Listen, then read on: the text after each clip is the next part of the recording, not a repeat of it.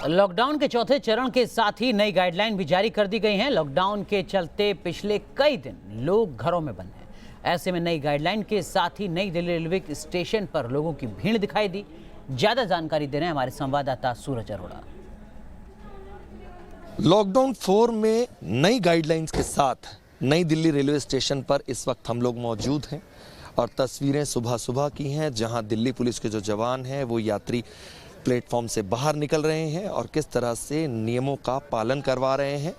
हालांकि लॉकडाउन अभी भी जारी है, लेकिन उसमें एक बड़ा बदलाव ज़रूर देखा जा रहा है कि जिस तरह से यहाँ सन्नाटा पसरा था पिछले करीब 2 महीने से यहाँ किसी भी तरह की आवाजाही नहीं दिखाई दे रही थी, वहाँ अब ट्रेनें भी धीरे धीरे आ रही हैं और जो लोग हैं वो भी यहाँ दिखाई दे रहे हैं। और सबसे बड़ी चीज़, जिस तरह से राज्य सरकारों पर केंद्र ने फैसला छोड़ा था, उसके बाद जो टैक्सी हैं, ऑटो हैं, वो भी लोगों को मिलना शुरू हो गए हैं। हालांकि इससे पहले जब शुरुआत हुई थी श्रमिक स्पेशल ट्रेन की, तब लोगों को खासी दिक्कत का सामना करना पड़ा था। साधन जो थे वो नहीं थे, लेकिन फिलहाल जो नई गाइडलाइंस के साथ दिल्ली में अरविंद केजरीवाल की सरकार ने ये ऐलान किया है कि ऑटो में आप सिंगल सवारी लेकर ऑटो चल सकता है और ऐप आधारित जो गाड़ियां हैं वो 2 लोगों को साथ में लेकर चल सकती हैं। तो सैनिटाइज करने के लिए सामान रखा है गाड़ी में? जी, सैनिटाइजर रखा है। दिखाओगे एक बार? बिल्कुल सर। क्योंकि बड़ी चीज़ यही है कि कितना आप सतर्क हैं और कितना नियमों का पालन कर रहे हैं, ये अपने आप में बड़ी चीज़ है। अच्छा, सैनिटाइजर लेके चल रहे हैं, ये खुद भी यूज़ करते हैं? और जी सर।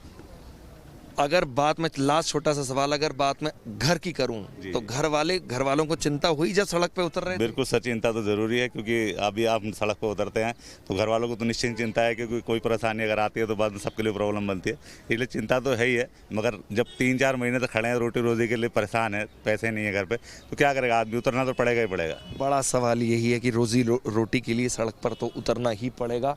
और शायद इसी सोच के साथ एक नई सुबह, एक नई शुरुआत लॉकडाउन 4 में ज़रूर हुई है, जहां लोगों के लिए भी कुछ ना कुछ राहत की व्यवस्था है और जो लोग घरों पर बैठे थे वो भी अब सड़कों पर दिखाई देने लगे हैं। वीडियो जर्नलिस्ट पवन तिवारी के साथ सूरज अरोड़ा, न्यूज़ नेशन, दिल्ली।